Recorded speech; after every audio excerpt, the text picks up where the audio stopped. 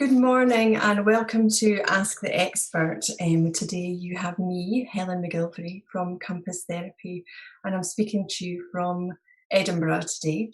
I'm very excited to be here, and yes, I'm a little bit nervous, but hey, that's okay.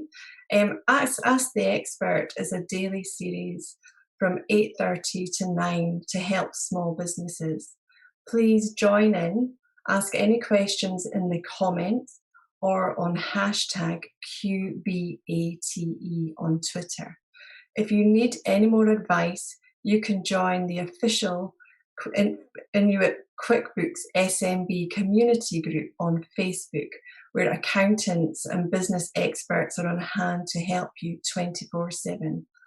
QuickBooks also have a dedicated COVID-19 information site. Just go to the QuickBooks website, scroll down a little bit and click on the big Learn More button, which is under the header, Support for You and Your Business During COVID. So before we get into questions, I thought it would be helpful just to give you a little introduction to myself so you know who your expert is today. As I've said, my name is Helen and I have a company called Compass Therapy here in Edinburgh. I'm a psychological therapist.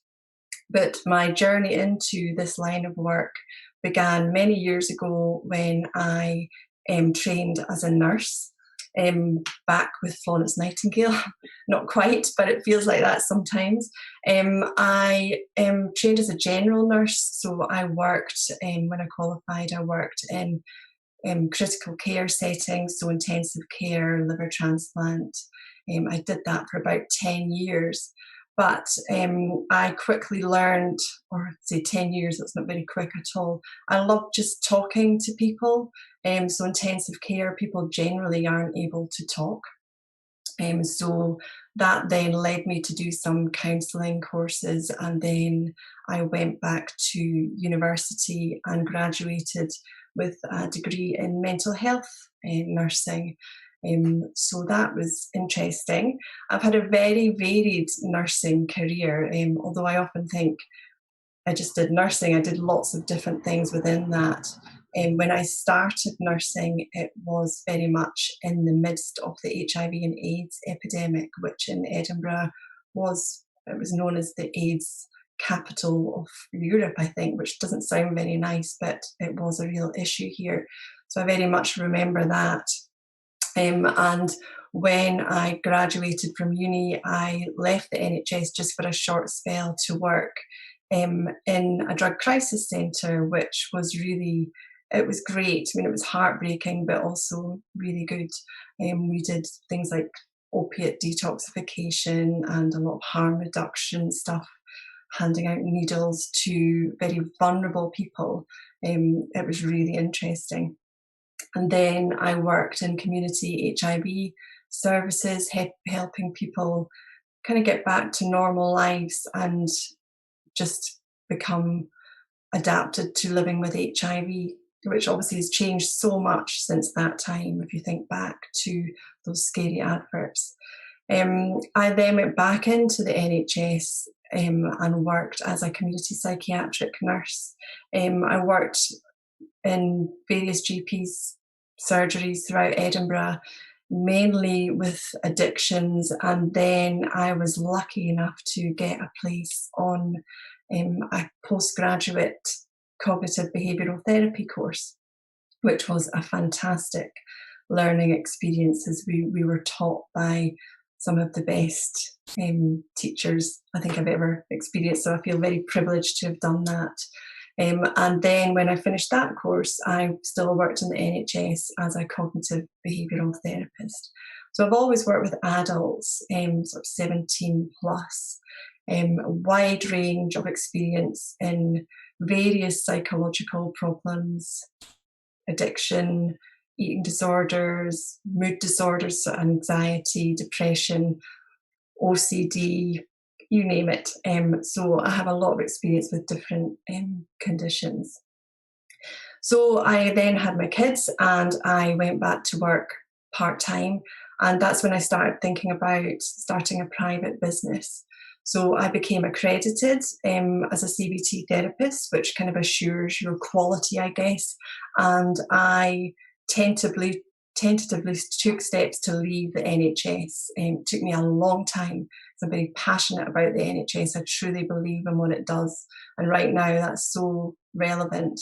But for me, it was getting quite difficult, and I wanted to have a bit more flexibility. So I started Compass Therapy in 2016 in my head, and now it's doing well as a little business. So I treat people.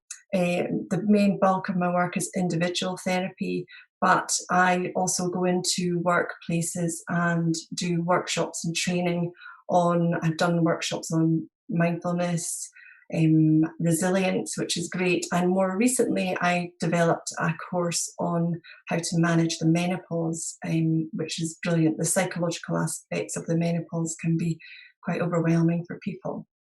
And since lockdown, I have been appointed as clinical lead for a new initiative called OK Positive, which is an app that we're really excited about. It's aimed at businesses to help users become more self-aware and to help managers talk to employees about mental health issues and issues of stress that arise in the workplace. So I'm so excited to be part of that team. And if you want any more information, please have a look at the OK Positive website, or feel free to contact me on my channels. So I thought it would be helpful today to have a bit of a theme around about the questions, especially with the ease of lockdown and the slow return to work. I'd like us to think about what we're noticing in our thoughts, in our feelings, in our behaviours at this time, and how is this affecting our home and work lives. So while you're thinking of questions, I thought it would be really helpful to do a very, very short mindfulness practice. This is what I would normally do with patients when they're sitting in front of me, either virtually or in the room.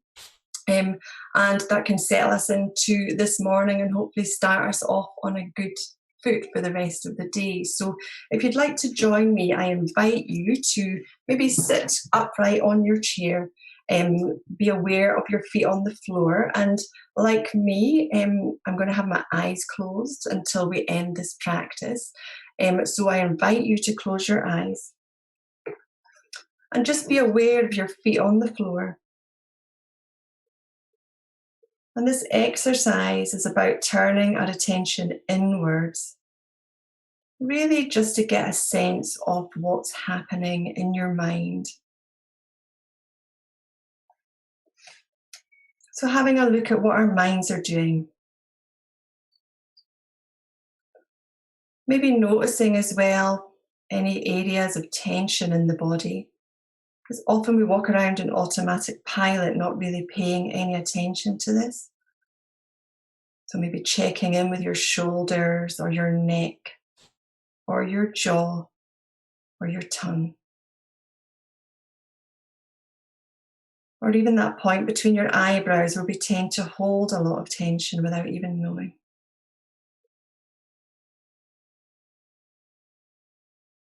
So just noticing the thoughts as they come up in your mind.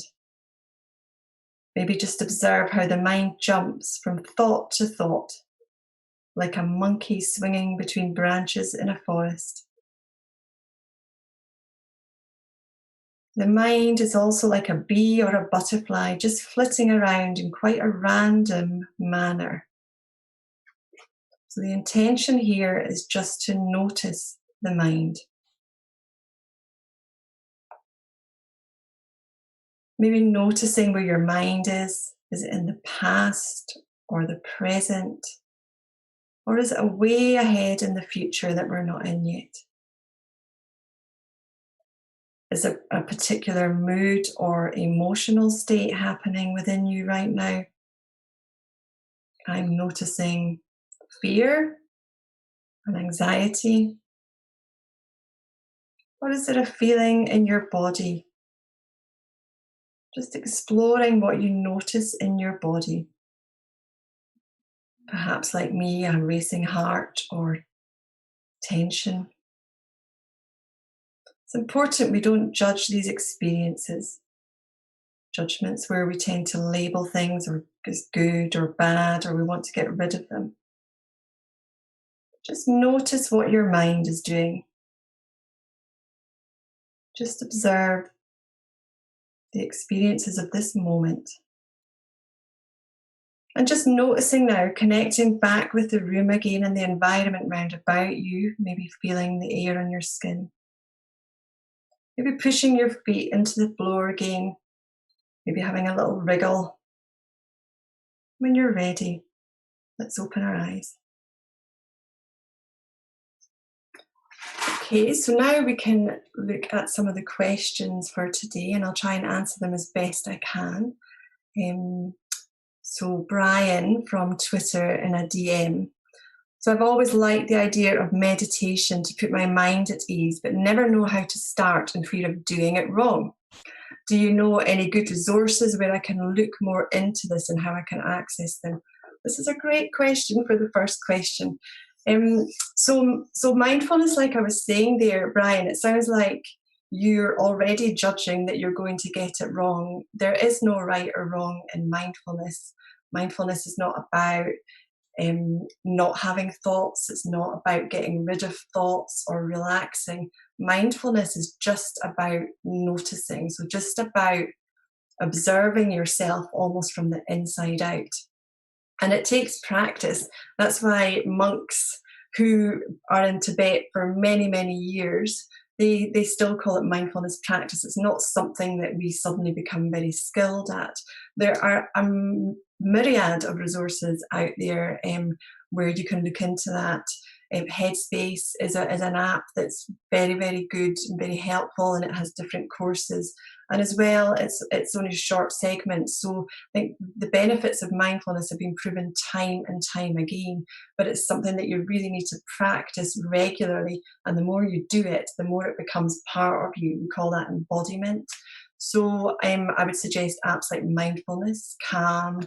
There's one called Buddhify, or even if you look on YouTube, there are brilliant little clips there. And even you can practice it. It doesn't have to be on an app. You can just practice things like when you're in the shower, just noticing the feeling of the water, or every now and again, for me, I practice if I'm sitting in my car and I notice that my shoulders are tense up at my ears, or if I walk quickly. So it's just really noticing anything that's in the present moment. So thoughts, feelings, sensations in the body. But there's loads of information out there. On my Compass Facebook page, I sometimes post some useful resources there too. So feel free to have a look at that. Okay. So thank you for having that as a first question. That's something that really I'm enthusiastic about. So Jeremy from Twitter in a DM, the situation we're in now is new for everyone. And I feel like people close to me and colleagues are not asking the way I'm used to, myself included. Some days are good, some days are harder. Do you have any advice on how to think? Okay, Jeremy, what I want to say is that this is a really good observation, and I think people are not acting the way they should because we humans are conditioned to, our minds are conditioned, we've evolved to be on the constant lookout for threat. And right now in this global pandemic, there are real threats. You know, coronavirus is a real scary issue. So we are on our threat response mode. And when our minds are activated in this way, we can behave irrationally. We can do all sorts of weird and wonderful things. I mean, how many of us panic bought pasta and loo roll? You know, our moods can be very up and down because our nervous system, even though we're not, we say we're fine, subconsciously, you know, we're very aware that things are different right now, and that can make us behave in a different way. But it is normal for this to happen. So you said one of my patients actually last week or the week before talked about it's as though we're on a corona coaster. It's like a roller coaster of emotions. Some days are good and some days are bad. And I know I certainly have felt that. So you asked an advice on how to think. I think maybe just being aware of your thinking is all you can do. It's not about, these thoughts are real, these feelings are valid. But if we notice that, then we can change how we respond to that. It's not about trying not to think like that, because it's perfectly reasonable and normal to think like that. But if we are self-aware, we can change our responses and our reactions and maybe behave the way we'd want to in this situation.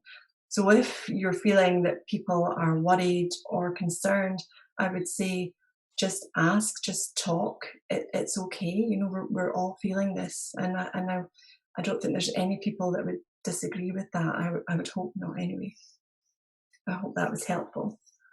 So Molly from Twitter in a DM. Do you see any positives or negatives to patient getting therapy virtually rather than seeing you face to face? Well, Molly, I'm really glad you've asked this question, because when lockdown happened and I was doing therapy virtually anyway before this, so that was really helpful. But a lot of my colleagues were really worried about how this would be. But there has been lots of feedback and a bit of research to suggest that therapy is just as effective online. I think obviously there's sometimes IT issues and glitches, but hopefully we can work through that. And I'm certainly getting very good feedback from the patients that I'm seeing that actually it's okay. And I've taken on quite a few new patients, people I've never seen before, and I feel it works just as well as it does in the room. So the short answer to that, Molly, is yes, I think there are definitely benefits. We don't have to travel, it's easier, we can be more flexible. And I guess the slight negative are there's sometimes a little glitch or a little delay, but it's fine to work through that. So I think it's good, if not very similar to face. And right now it is the only option, so that's great. Okay, so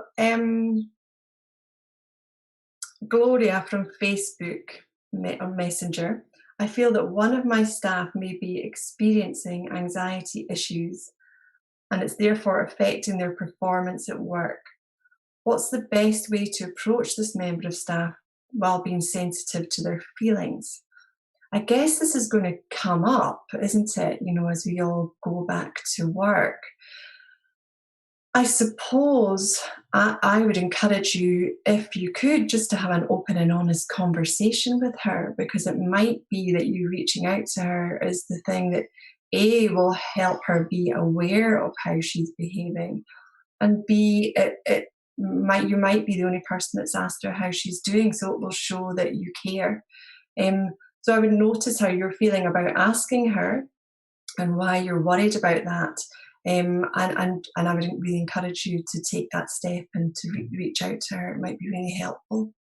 I guess it's maybe just doing it in a relaxed manner and giving her a bit of space. It may be that she's trying to stop herself being emotional. But it's great that you've noticed that, and it really shows you care. So I would really encourage you to go with that.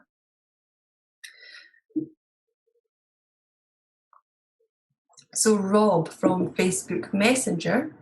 Morning, Helen. I own a small business that has had to close temporarily for lockdown. I live with my wife and my 2 kids, and I found myself getting agitated more at my wife when usually it wouldn't ever cause an argument. What can I do that would help me not get wound up over littlest things? Well, Rob, firstly, I want to say to you, you're not alone. I live here with my 2 kids, and sometimes I'm having to take quite a few deep breaths just to not behave in a way that I don't want to behave. What I'd maybe suggest to you, Rob, is just to try and carve out some time for yourself, and just to talk to, rather than, often we can react to situations before we actually realize it's happened. So maybe just speaking to your wife, maybe trying to plan your days, maybe as well, more than anything, checking in with yourself. What is it that's triggering you? What is it that's making you react in such a way? Are you feeling that you've got enough space? This is hard. We're living in confined spaces for lengthy periods of time, and this is not something we normally do. You're saying that your business is had to close for lockdown, so there's a lot of, as humans, we're under quite a lot of pressure just now. We have a lot of real life issues going on. So I would encourage you just to talk to your wife, maybe have some time. You could try maybe using mindfulness. I'm not saying that's going to make it better, but it might help you notice the sort of thoughts and feelings that are showing up for you. And just be compassionate. The fact that you're even asking this question on here suggests that you want it to be different. So just notice when it's happening and try and just step back and take time. Even just before you react, taking a breath, or maybe even just sitting down for a moment before you react, and not getting into blaming or judging or any of this stuff, and just reassuring yourself that this is tough, this is difficult, and that's okay. We can't expect to be normal in this situation, whatever normal is. Okay, I hope that was helpful, Rob. So Angeline from Twitter in a DM. Hi, Helen.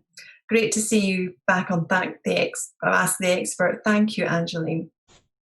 With the more recent government announcements, we're opening up shops and households are emerging from lockdown. I feel there's been a spotlight on mental health and mindfulness during this time because of the situation we find ourselves in. Do you feel there will be a shift in mindset towards mental well-being once we are back to normality? Angeline, I really, really hope so, because I'm getting a lot of mail through just now about how we're predicting lots of, it's hard to really comprehend when we're in it, the implications this is going to have, but a lot of us are facing so many issues, and if we don't focus on mental well-being, then I think the consequences will be evident. This is why I'm so delighted to be part of the OK Positive app, and really bringing that into the workplace, making mental health come shining up in the agenda of the workforce, because I think we all need to be aware of the impact that this can have on us. And I think we all need to really shout about it. And mindfulness is something that, it's not going to make it all better, but I think if we all notice how we're feeling, it will help us respond and behave in ways that will be helpful to us. So I guess it's hard for me, from my perspective, to say, will there be a shift in mindset, because my mindset's already been there and it has been for many years, but I'm prepared to go out there and shout about it to hopefully make a difference. And that's one of the reasons why I'm sitting here today. I struggle with public speaking. I really feel uncomfortable with it, but it's really important for us to speak about mental health and bring it into the spotlight. So thank you, Angelina, for raising that. So Mia from a Twitter DM. So, hi, Helen. With lockdown easing, it looks like I'll be going back to work. And to be honest, I felt very up and down over that. Do you have any advice with how I can ease anxiety during this time? Mia, this is these are such great questions. So what I would say, Mia, is it's absolutely understandable that you feel anxious about going back to work. Of course you do. Again, just notice that and pay attention to that. So the type of therapy that I do, it helps people really just accept the things that they can't control. So I guess right now we cannot control coronavirus, the way it's transmitting, the spread of it. We can't really, there's not much in the bigger world that we can control, but we can control things like noticing our thoughts and feelings. We can control how we behave. We can take action towards minimizing the risk of infection to ourselves and others by washing our hands, maintaining social distance, all of these things. And I would really encourage you, Mia, to speak to your work about your concerns, because if they don't know, they can't help. And like the question before, if mental health is going to come onto the agenda, I really strongly encourage you to speak openly about it. It's okay, and it's absolutely okay not to be okay in this time. I think we put an awful lot of pressure on ourselves to be our best selves, and we compare ourselves to others. I think everybody's going to be feeling the same, and I think that's okay. So speak to your manager, just take your time and look after yourself, and do everything you can to stay safe. Follow it, and as well, maybe just be aware. Don't look at social media all the time. Just be kind and compassionate to yourself going back to work, and remind yourself it's okay not to be okay. So Jamelia from Twitter in a DM, how do you break out of a bad habit, and how do you know if it's just a habit or something else underlying that makes you do certain things? This is another good question, Jamelia, thank you for that. So I guess we human beings, we like to do things. We like to do things. Normally habits come about because they give us comfort, or we think it stops us feeling a certain way. I would say that habits can be broken, but it takes a lot of hard work. It's hard to say in more detail without knowing what habit it is you're talking about. But I guess in order to break a habit, you have to be willing to sit with the discomfort of not doing that. So there's lots of habits out there that we all do. So in short, the answer is yes. And the underlying issue you're asking about is normally a feeling of discomfort that we don't like. But what I would say to you, that if this habit is causing you discomfort anyway, is it worth breaking out of it to try and feel better? So I guess that's for you to maybe think about a little bit more, or if you want more information, please feel free to contact me after this. So Andrew from Facebook Messenger, how do you deal with really difficult personalities? I have a member of staff who rubs everyone up the wrong way, but I know they've suffered a lot of childhood abuse. As it's a personal thing, I don't want to bring up the subject too much. My opinions are to let them go or find another way. Can you think of anything? Again, Andrew, this is really difficult, but you're not responsible for that person's behaviour. They are. And if it's causing difficulty and you're, I don't know if you're a manager or a member of staff, but if it's causing difficulty, then you have to speak up about that. So I think often we feel responsible for other people, but we're not.